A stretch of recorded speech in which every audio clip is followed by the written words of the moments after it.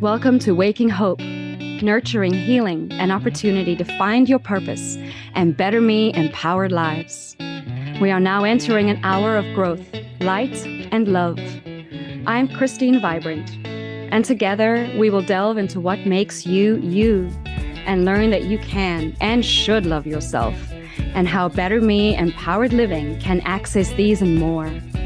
You are more than the sum of your body, your mind, and your spirit. Find yourself as part of the divine. Find healing, rest, and positivity for yourself and the entire world. Waking Hope starts now. Welcome to Waking Hope with your host, Christine Vibrant, as we dive into your Better Me Empowered Living and how you can take your tears and your trauma and turn them into taking action and triumphant action at that. I really want to welcome our very special guest today, Joseph Pagano. Joey, welcome and thank you for being here with us today. Thank you so much. I'm glad to be here, Christine. I look forward to the show. I'm very excited to have you here, Joseph, because do you prefer Joseph or Joey? What do you Joey. prefer? Joey, just Joey. I like that. Yeah. Joey, I'm really excited to have you here because you're one of our very unique guests in a way. Most of my guests have been females like me. And I think it's very important for viewers and listeners to know that anything is mentionable. All of our lives are, we can talk about things that happen. And it's very good for us to connect with people who are a little bit different to us. Because I'm sure, as you know, and as I've found, that the more we're different, the more we're actually the same. And that when we come together in, an intention for healing, we actually help each other do better. Yes. So before we get started, can I ask you a question? And I love to ask this for most people. Of course. What's going well for you today? Well, I could answer that for days. There's a lot of things going well. My life is just progressing in different ways where, my wife and I are delving into maybe starting a new business. We want to do some different things and travel and continue to help people. And I think that like our relationship is flourishing. It's all as a byproduct of just continuing to help other people. Like everything I have in my life and all the feelings I have is a direct result of helping someone else. So that's wonderful. Thank you for sharing that. I love to say that in serving, we are in turn served. yes. And I think that this is something that people tend to forget, in stepping into a thing of service. It's not to expect something in return. It's literally that this is a natural byproduct of going, I have a need to serve. I see that I can help you with whatever it is. Let's do something together. And to see that this has helped you. This is exciting. Yes. I What love is this new business? life is good. Yes. And now I'm just like I said, like right now we're just we formed a secondary business called Traveling Social Workers, and it's as my wife, we're both in school right now. I'm finishing my doctor of social work, and she's doing her bachelor's of social work. As her end goal is going to be a licensed social worker. So we just want to travel, relax, and just help people and be of service. Right, services for those we serve, just like you said. And that's our long-term goal. And I think that it'll eliminate a lot of stress and a lot of frustration I have in life I kind of like work in the trenches of drug and alcohol. So it's very, very stressful, constant. It's very stressful. So I just want to just broaden my horizons. Now, this is not something that has always been your life. I know when we first met and we were discussing getting onto this talk show, you have a book that's coming out soon, and your book is actually really it's exciting and it's very special, and it's very inclusive. Can you tell us a little bit more about your book? Okay, my book is called No Addict Left Behind. It's a recovery medicine state of mind. Now, what that book is, and how that came to fruition is, I have a lot of experience, whether personal, whether clinical, in drug and alcohol, which, we'll just say in behavioral health.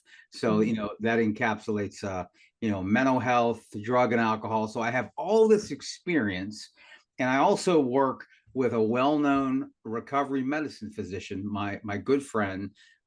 He's known, imagine this, as the traveling doctor.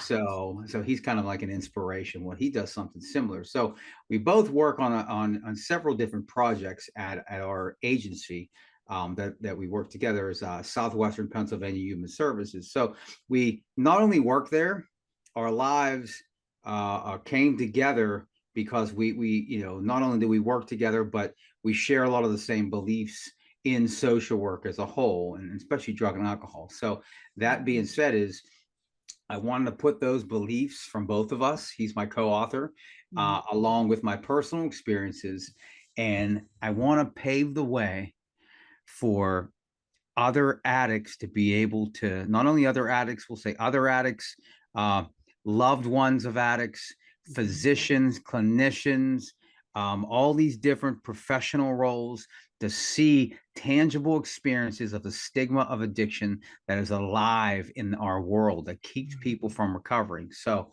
I not only took those experiences, I had to look through the lens of myself as like, what would I want to read to be able to get through those barriers? And so we took that, we threw it in a book, right? And we just hope to be able to be of service in a different capacity, Christine. Mm-hmm. But this is the beauty of it. This is the I hesitate to say the word magic, but it really is the magic Mm-hmm. of stepping into what has harmed you, of facing it. Yes. Often when we have a pain cycle, whether it's a physical pain cycle, mental, emotional, we try to numb it in different ways. And what people don't understand about addiction is, as you said, it's highly stigmatized, and so people Yes. were, they don't want to talk about it. But it's also that it's not just drugs and alcohol that we're addicted to. We can become addicted to even feeling a certain way, Mm. because those are chemicals within our bodies as well. And so when I talk about your better me empowered life, it can sound bubbly and all those wonderful sunshine and rainbows, but what it also is looking at everything that has happened to you at this point, Mm-hmm. because we all get to have that moment of hit the wall, everything is gone, everything falls apart, and you're looking at your life and you're like, what the heck? Like, Yes. what is actually going on? And for some of us, it's a tragedy that can come Mm-hmm. in. And in that moment, we get to face everything that we are. Mm-hmm. And you can fall apart or you can fall into place. And I think that your book this is exactly what people need to understand about the Better Me Empowered. You don't have to be somebody else. You have to be you, and Yes. take what you've gone through and make that, as you said, a guide for somebody who's just like you. When you were writing your book, what came up for you about I'm sure there was so much, Mm-hmm. but when we talk about writing a book, we all have this, I want to write a book. I've got so much that I want to put down. Mm-hmm. But the act of actually creating this new expression of your life Mm-hmm. and having it published and working with someone that you admire, what is that process like? Just for a second to Oh, deep. geez. Mhm. I just look at my own recovery. Me being a recovering addict, I have a lot of collateral damage and life experiences that were some really hard won experiences. Yes. So just reliving a lot of those. Not that I don't on my own recovery program a Mhm. lot, but it was just a deeper look because now I'm writing about all that. Um, and and so that was one whole piece to it, and then I forgot to put one piece, and I like maybe something in the book, and I was like, I got to put that. Um, Listen, like I have a son. This is another reason why I wrote it, and it kind of just came to fruition as I was writing it. I haven't seen my son in like 10 years, so like I put those experiences in there, and like I'm going to give my son a book when he's 18. I'm going to give him a book, and he could see who his father is.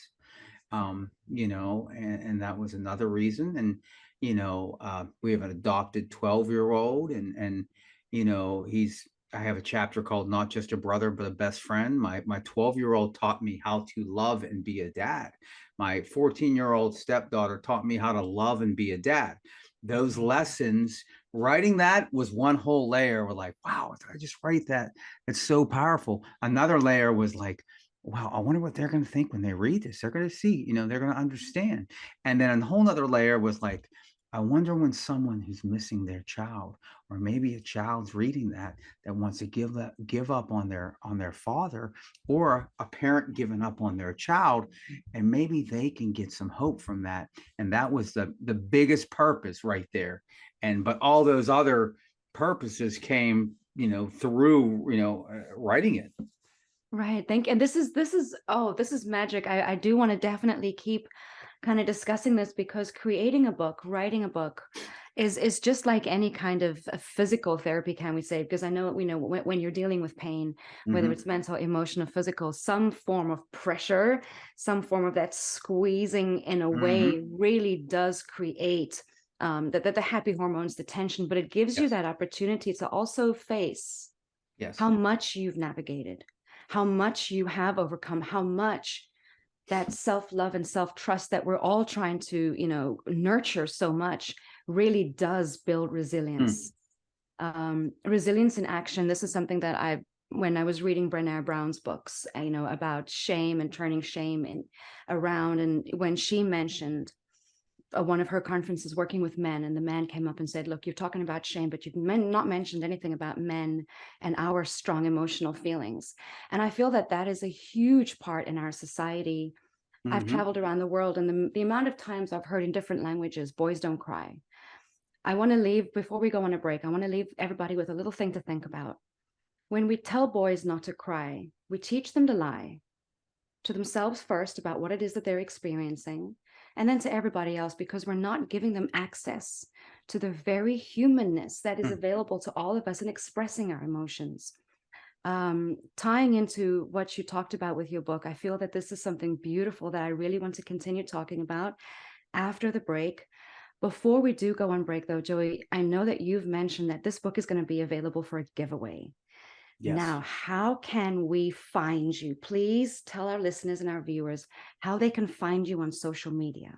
All right. Well, this book right now, you can find all about the book and all about me. You have me on my website, which is no addict left behind .life.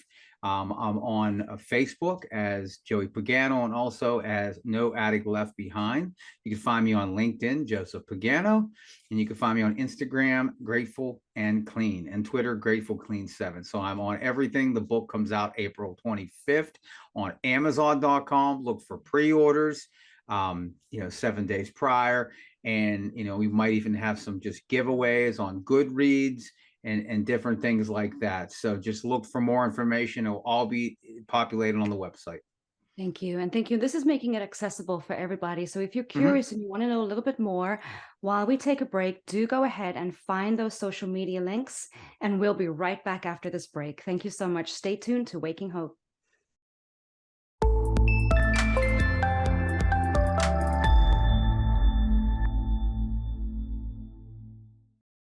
And welcome back to Waking Hope with your host, Christine Vibrant, certified life and certified health coach, and your Better Me empowered life coach. I'm here today with my very special guest, Joey. Say your name again, Joey, because I'm Joey, saying Joey Pagano with my very South African accent. close. You're close. Joey Pagano. Joey Pagano.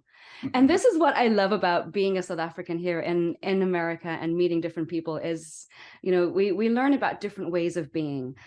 Stepping into your Better Me empowered life can feel very scary when there's discomfort, when you have had no example, for instance, on how to behave in a way that's healthy, setting healthy boundaries, keeping yourself on the path that you've chosen. And this is where a lot of people tend to numb and numbing behaviors. Joey, can you tell us a little bit more about what that means to someone who is an addict and who has written a book about recovery medicine?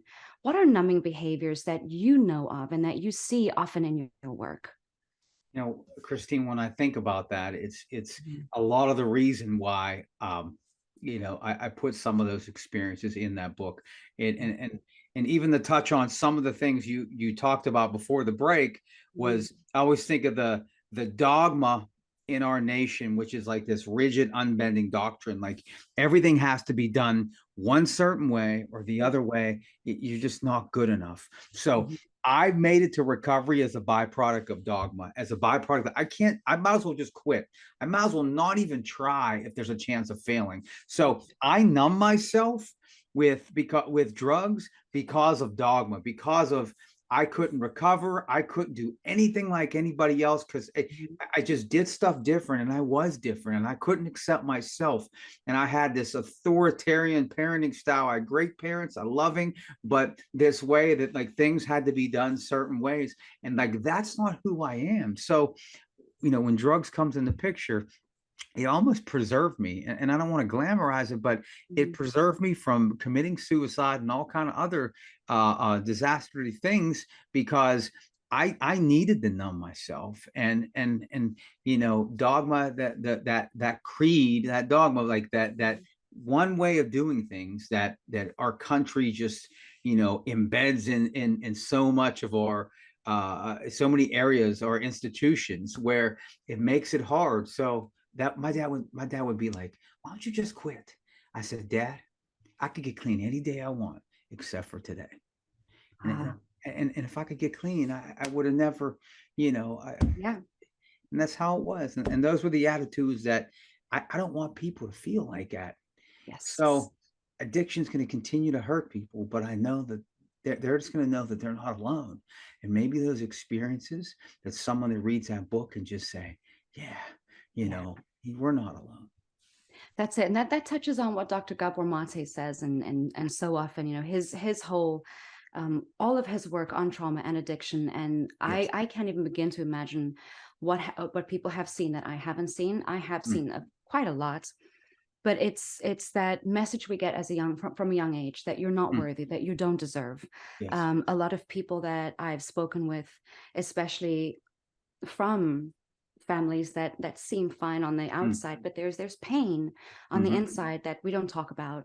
And there are mhm, numbing behaviors there. It's very strict that boys don't cry. mm. If you're a girl, you have to be a certain way. And you're right. Yeah. The, Yeah. the black sheep as we are, we're Mm, yeah. different. Yeah. And that's that doctrine that Yeah. we have. And that's why I mentioned that. Mm. Like, see, it always speaks to my convictions when I hear that, because I think that us as human beings get caught up so much in our world that everything has to be done a certain way. You know what? I'm a practitioner and I'm a therapist and I'm a clinician and I'm all these different hats, but I Mhm. just try my best to meet people where they're at. When they struggle, whatever, however they want to recover, whatever they want to do in life, I'm Mhm. going to love you in the interim. And when you're ready to do things how maybe you need to do it, and like I said, you'll do it. I do the same thing in my family. I try, right? I try Yes. with my daughter. My Yeah. daughter doesn't do things the same way, right? Mhm. But I gotta love her the whole time. Yeah. It's autonomy, it's unity, it's love. We're not in this world to be uniformed and some kind of governance. Like everything has to be the Mhm. same.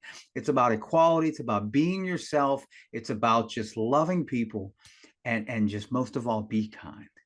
That's it. That space that you're holding, and that space that you're bringing for people to meet them where they're at, to love Yes. them, even if they're Yeah. kind of triggering you, and even if they're different. Yeah. Don't you feel, Joey, that that's also an opportunity for us to really love and accept ourselves?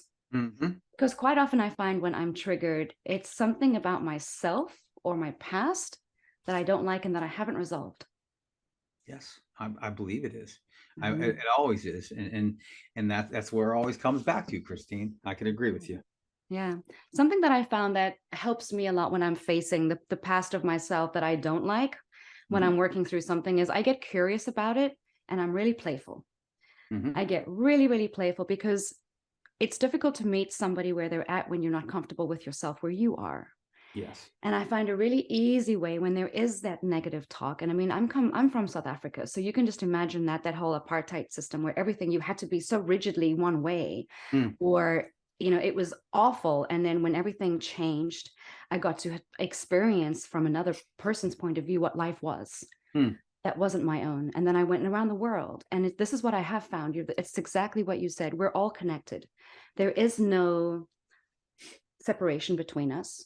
Yeah. We are all connected. And when we allow ourselves to be who we are, not what others have expected us to be or what they've told us to be or what society expects us, but Yeah. who we actually are, everything opens up. And look at what's happening with your life Yeah. right Yeah. now as you're stepping into it.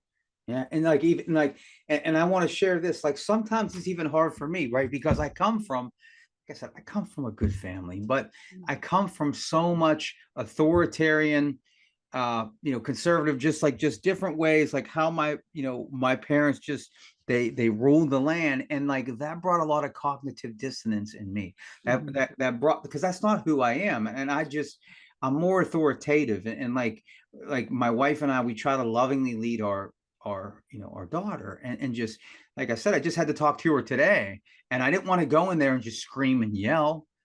I said, "Hey, G," right? Her name's Gianna. I just be nice. "Hey, G, like, what's this?" And I try to, like, you want to have an atmosphere, the same atmosphere I have with my clients, is so you could trust me and you could come to me. I'm struggling. I want to get clean. I don't know what to do. If Yes, I'm a clinician, but I don't have the right answer for everybody. Recovery is individualized. So is parenting, and so is kids are. I can't. This is how you have to be, G. She's gonna be like, yeah, okay, okay. And then just be who she is. Yeah.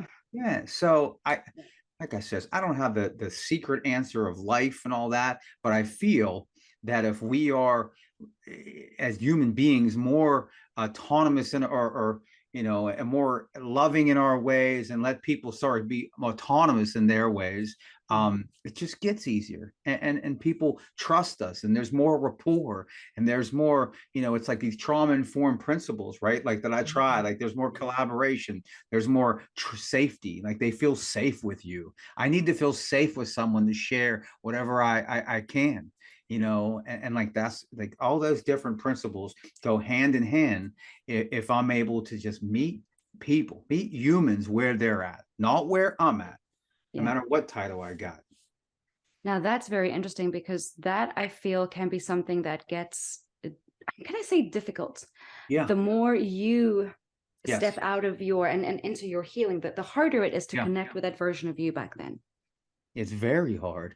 It's very hard, and that's why I mentioned that about like my past, because when there's something that doesn't agree, listen, I have and I go to psychology, like a super ego in me. I have part of my mother in me that I can't just take out.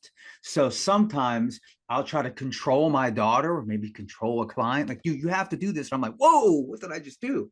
Yes. And then what do? I lose the respect of someone, right? It's the same principles of my own personal recovery program, right?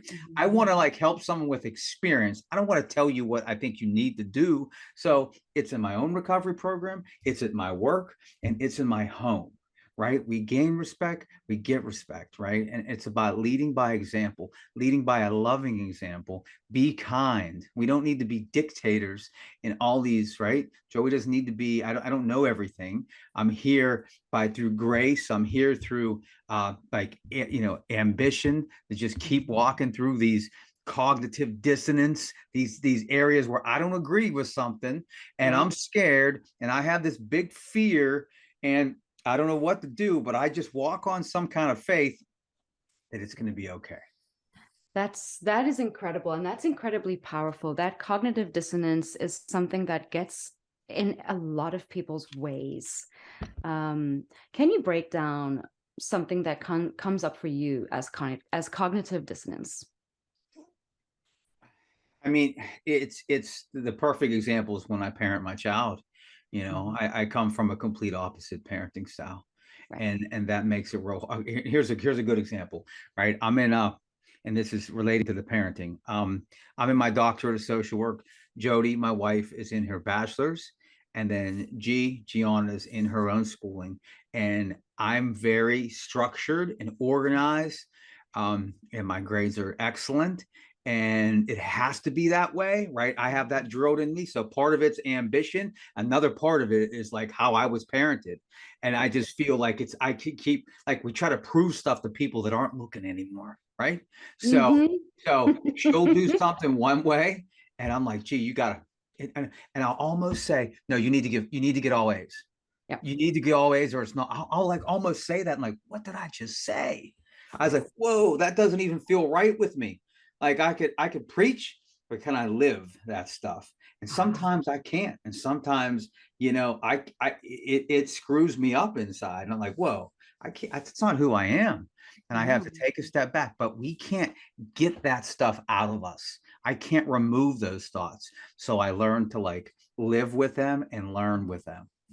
This is the healing journey. This is the thing that people forget, is that when you get into this path of healing, Yeah. as you start facing what has happened in your life and you start doing better for yourself, with your family, however you Yeah. choose, as you said, sometimes we're trying to fix something and that person isn't even watching anymore. Yeah. You're going to learn, you're going to get through the layers, as we talked about the book. As you're writing something, it's going to refresh everything you've gone through. But at the heart of it, who are you doing it for? Yeah. Who are you doing it for? And everyone's going to answer all these different things. And I'm like, no, hold on. You're doing it for you. Because at the end of the day, you're the one you're spending the rest of your life with. You're the one you owe this journey of, and it's love. It's huge, immense love for yourself. Yeah. Because what you're doing in those moments, how we do one thing is how we do everything. What you're doing in those moments is stepping into who you want to be in every moment. And you're right, it's not always going to be sunshine and roses and zen all the way. We're going to have moments where we look at ourselves and, oh, that was a stinking nasty emotion. Yeah. What came up?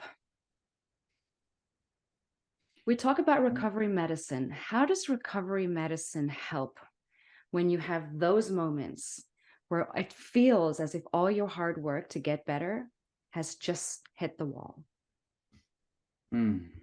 I tell you what, with recovery medicine, it's just, it comes down to just meeting people where they're at. I mean, and when I, think of it, there's just so many modalities of recovery. And I just, my role, I have to separate whatever I do. And I just separate it from what I do for work. And I just, not everybody's going to recover the same thing. So with recovery medicine, it's just simply just meeting people where they're at. I mean, they might meet some level of care clinically, but yeah, I might talk to them like, "Hey, how you doing?" And they're like, "Listen, I'm still using. I ain't getting clean. That's fine. You don't got to get clean. Take some Narcan, like a life-saving drug. I give them that.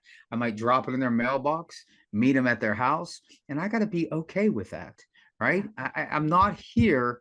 I'm not God. We can't play God because we're not as a clinician to be able to tell people what they need to do and what, when they need to do it. So recovery medicine is just finding a way that just, that'll a way of practice to meet them where they're at. And this is important. This is something that is so vital, especially when you've been through, the medical system. And the medical system here in the US is horrific.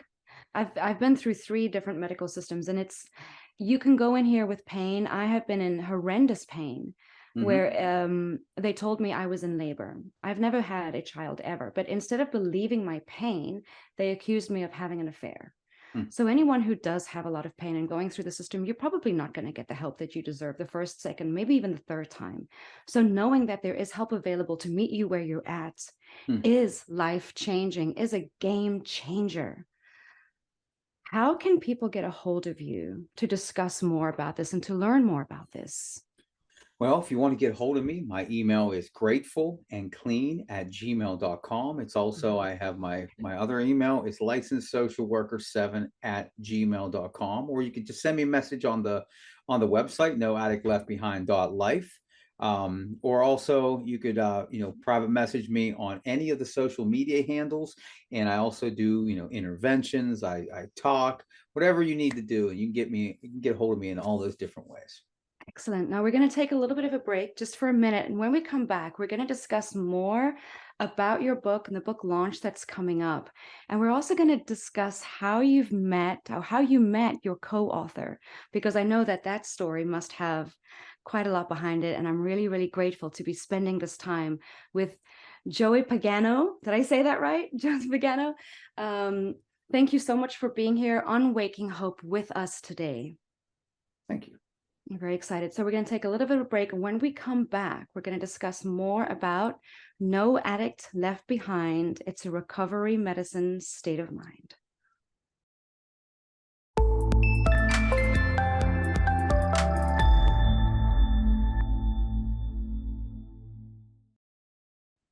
Welcome back to Waking Hope with your host, Christine Vibrant, and our very special guest, Joey Pagano, who is an author of a wonderful book that we have for our giveaway at the end of April. Joseph, why don't you please tell us a little bit more about your book? All right. Well, my book is No Addict Left Behind. It's a recovery medicine state of mind. So the book covers just a lot of experiences, which are as tangible as we can get them, because I myself am a recovering addict, along with all these other hats as a licensed social worker, therapist, professor, parent. So all those different things. And this book encompasses the battles of the stigma of addiction, the dogma of our country, of these doctrines of how we need to do things a certain way. It also, brings the perspectives, some first person perspectives of a parent, right? My mother's in there, my sister's in there, my brother's in there, my son's in there. So just little experiences where parents or just loved ones in general, along with clinicians and physicians, can like identify, and they could see this stigma in real time. It also, focuses on, especially focuses on like harm reduction as a whole. It's about just loving people where they're at, not where the person who's trying to get them help is at. And it focuses on all of that, Christine. Thank you. Thank you. And this is so very, very important because often, when we're working, even in our own lives, as we're recovering from harm and from what harmed us, we can expect things to be great idea fruition, great idea fruition. And when we come on those obstacles that inevitably come up because it's life, that can tend to stop us. Having a tangible example of, look, this is how you continue to go through it is so important. You mentioned you had a co-author. Yes. Don't you want to tell us a little bit more about your co-author as well? All right. Mm-hmm. Well, my co-author is a special person to me. Let me give you a backstory first. Now, I used to be a client at this behavioral. It's a large behavioral health agency called SPHS, Southwestern Pennsylvania Human Services. Now, I was an outpatient. I couldn't get clean. I couldn't stay clean. I kept using. I don't know what's wrong with me. And then I find myself, right, 10 years later at that facility. Okay. And not only at the facility, working there, I find myself growing there, working in recovery medicine, the same field that I was a client in. Okay. And along the way, I've met, many physicians, but there was one that shared a lot of beliefs I had, and I became friends with. His name is Dr. Scott A. Cook, and he is the chief medical officer at SPHS in all of its affiliates. So, along with, he is known as the traveling doctor. So he travels around the different countries, and helps. He's the medical officer of, like, I think 3 or 4 other facilities. So he does a lot. So we shared our beliefs, and one night I was while working together, and then one night I was in my house getting a shower, and I put my head down, and then I focused for a minute, and then I woke back up, and I had this thought, and him and I talk all the time through like messenger social media services. And this thought came to my mind. I said, we need to write a book, and we need to share on our experiences, which were on and on and on from our work or daily work. And I hurried up and I got out of the shower. I dictated it. I said, Scott, we need to write this book. We need to write it now. I don't want to lose this thought. And this was like 3 a.m. I'm hitting up a physician, where he's already busy, and we both like an eclectic array of music, but we do like Jay-Z is one of our rap titles we like. So, the title came right away. I said, it got to be No Addict Left Behind. And then Jay-Z's song, It's an Empire State of Mind. We said, and it's a recovery medicine state of mind. So that's kind of how that came up. And that was done at 3 a.m. And then, listen, I got so much going on in my life, doctorate, all this schooling. I mean, all this, my recovery, all this. So the next morning, I ran downstairs. My wife looked at me. She's like, what are you doing? It's 7. I says, it was like that moment from the Blues Brothers movie. I says, I'm on a mission from God. You know what I mean? I came downstairs and I wrote, and she thought I was crazy. And I almost got divorced several times in the midst of this. But let me tell you what, I did it like in 2.5, 3 months. And I just kept writing. This was like writing while writing 30, 35-page papers. I don't even know how I did this. But once again, that's how it happened. And I put forth the work, Christine. So that is inspirational. That is, but that is intuitive, that is flow, that is inspiration, but that's also the possibility of you as a human being when you're not numbing, trying to be someone else, trying to expend all of this wonderful creative energy on being what everybody expects, but you just are who you are. Yeah. And I'm sorry to hear that you were almost divorced a couple of times, but I know that there is no creation without destruction. So I'm grateful it wasn't complete destruction. Look how great you guys are doing now. Yes. Yes. And me and my wife, like I said, is, that's in the book also. Like that's another part. There's a chapter, because Dr. Cook's kind of part of that too. It's called Quit Choosing and Get Chosen. And so many different things in our life. Like we just run. I don't know how you are, but like for me as a human, I'm constantly going around trying to figure out what's best for Joey. But the truth of the matter, sometimes like things find us. Just like it's like Dr. Cook found me. Jody, my wife, found me. Like all these different things, social work. I would have never been a social worker. I would have never been an author. But these things found me. I remember before, like I didn't even know if I liked writing. Right, I was writing blogs on Facebook, just like normal little posts, and I was sponsoring a guy, and he's like, "Yo, you're a good writer." I said, "What do you mean? I'm just writing this stuff." I said, "How do you know?" He's like, "Listen, I used to be an English teacher at a professor at the college that I was going to." It was crazy how that happened. So he inspired me, and like I got chosen. I didn't choose that. So all this stuff has happened the same way, just in a different, part. So, and just like Dr. Cook, just like my wife, just like my writing, I got chosen, and I wasn't choosing. You were being. This is when we step out of doing and we just be who we are. Yes. It shows up. And it can feel like cheating. And this is what I often say, like it's the hardest thing to do the simplest thing, because it feels like cheating when we've conditioned that life has to be hard and that we have to work hard to achieve, when actually what it is you have to be who you are. And when you're all of who you are, you start magnetizing yourself. But it's also because we're aware and you're paying attention and you're showing up. Yes.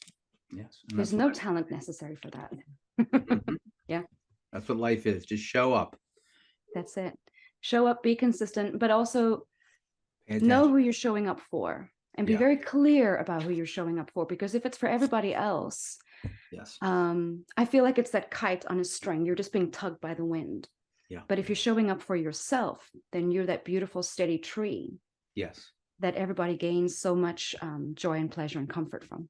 Yes. And long as you pay attention, showing up and pay attention, because like doors are going to open, and doors of opportunity, they're going to be there, but it's up to us to walk through those and have the faith that it's going to be okay. And it's hard sometimes, but I've been walking through doors for almost 10 years, right? Almost 10 years clean. And I've been living life, and you never know what the next door is to hold for me. Thank you. Thank you. And this is important for people to also hear, that it doesn't start just one day and it just happens. It takes time. Yes. And you're going to have those moments where you hit the wall, and you're going to have to face that choice and really double down. I want this. I choose this path. You have to double down. You will be tested. But it's worth it, because you're worth it. It is. And that's why I wrote the book, because listen, one day I'm going to be gone, but my legacy is going to, that it's just going to continue to help people. And we got to be put on, I feel that we're put on this earth for a reason. And maybe this was my reason. My purpose, just to be of service and to inspire, because someone may be inspired me. And for as long as I'm going to be on this earth, I'm going to save as many people as I can. That's it. Joey, this is powerful. When we are in the habit of people pleasing and saving other people, we often try to undo that habit. And I say, don't try and undo it. Just do it for you. Yeah. All the energy, everything you've been expending on everybody else, give it to yourself for a minute and just see how beautiful it feels. Because once you're filled up with all of the beauty of who you are, and it spills over, that's what you create with. That's what you create this magic with. And look at how many different hats you're wearing now, where before you were a client. Yeah. And now you're serving so many more people. Yeah. Yeah, and that's even another story. Just like you said, it's like it's how I got even employed at that SPHS place. Listen, I was working, and I could tell you a million stories, but I know we were on limited time. I was working as a president of this nonprofit group, and these two ladies made an appointment with me. They said, "Listen, we want to come down and talk to you." I was the president of Club Serenity Inc., right? And I said, "What do you want to talk to me about?" They said, "Well, we want to just," because I was driving around town just saving people and helping them addiction.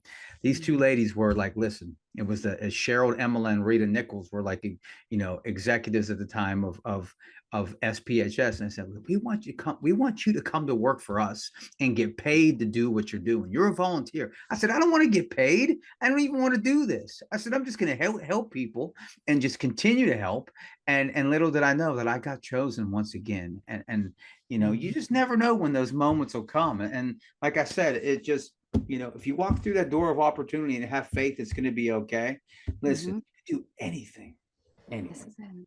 Now you said you could talk all day, and I know we could, but there's a better way for people to get more of your story. The first one is your book, and that is Yes. coming out on April 25th. Now we have that as a giveaway. And what Yes. I want you to do is to go and jump on Joey's social media, subscribe, follow. The Yes. giveaway is going to be at the end of April, but Yes. you can also pre-order it if you don't want to wait. How can we Yes. pre-order your book, Joey? All right. It's going to be available for pre-order 7 days prior to April 25th. All right. So it should be the 18th. You'll start seeing that on there. So it's coming up really soon. It's less than a month away. Just check me out on Amazon. This is exciting. We can also find you on social media platforms now. You're in quite a few spaces. Where can we Yes. find you? Yes. My main ones are, we have LinkedIn, we have Facebook, and we have Instagram. Those are my three ones. You'll find me, Joey Pagano, or Grateful and Clean. So you could just search in those and you'll find me.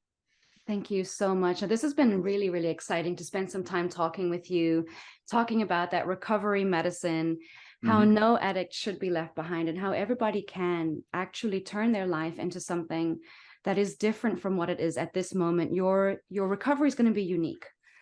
Just as we found, just as in everything, as we express ourselves in life, as one book can be about recovery, but each story is going to be unique, so will your healing path be. And this is where the magic of it lies. Joey has got a lot to share with us, and his book is really going to dive into the first person kind of accounts, not only to help people who are in recovery, who love people who are in recovery, but also for clinicians. Yes. This really, really breaks it down. Yes. Yes. Especially for professionals in that, in that space. Yeah, because we want the people who help us to understand that when they have these moments of being with someone who is in a lot of pain, that there are other ways to reach that person, and ways to hold space for them that is far more healing than simply a prescription. And that those moments of connection really do build the resilience within a person, within that person in front of you, to help themselves. Because just as you said, I can tell you all day long what I want, but that's not your path. Yeah. Just meeting people where they're at, Christine. That's what it's about. That's it. If I can ask you to leave one thought with us today, if there's someone who's listening and is just feeling right now this moment of, I'm hearing what you're saying, and I really want to believe that I can do this. I really want to believe that I can do this. Is there something that I can ask you to leave for this person who is saying, I want to do this, but I just don't know how? This one thing that can encourage someone. Just never give up. And no matter what your barrier is, just have some faith. If I see it, I can be it. Listen, let me be that beacon of hope. Because I think a good line was as long as we can just see some sort of light, or to be a beacon in the hope in the darkness, just turn on the light. And that's all we got to do. So even in the darkest days, just no matter what you're going through, just turn on that light. And that's all. And by turn on that light, you just have some kind of hope that it's going to be okay. So that's kind of where I go. Thank you. Thank you. Yeah, this is important, to find that light within yourselves. I know that very popular saying is that when things are broken, it's how the light gets in. But I like to remind people, when things get broken, it's how you see your light. It's how your light spills out too, because you are lights. You have so much within you. And if you've gotten the message that you do not deserve and you are not worthy, that is a false message. And I want you to put that out of your mind starting today. Today is day one where I want you to look in the mirror and go, I believe, I belong, and I am deserving, and I am worthy. And I have the opportunity to take one step today. That's it. One step into recovery, one step into doing better for myself, because we have beautiful examples in front of us of people who have done just these things. Joey, thank you so much for this incredible example. I cannot wait for your book to come out. I'm so excited. Please, everyone who's listening, go ahead and subscribe. We're going to be giving it away at the end of April. One copy of Joey's book. Joey, please give us that book title again. No Addict Left Behind. It's a recovery medicine, state of mind. Thank you. And I love the story behind it. Thank you so much for your time today. I've really appreciated being with you. Thank you for everybody for tuning in. Thank you. Have a good day. As this hour of Waking Hope comes to a close, I hope you have been lifted and strengthened. I hope you have turned your pain points into PowerPoints. For more love and healing, tune in again the second and fourth Thursdays of every month at 8 a.m. Pacific Time. If you can't wait until then, reach out to me at beingbetterme.com and we'll come up with a plan together to awaken your hope, supercharge your healing, and bring your world back into balance. Until next time.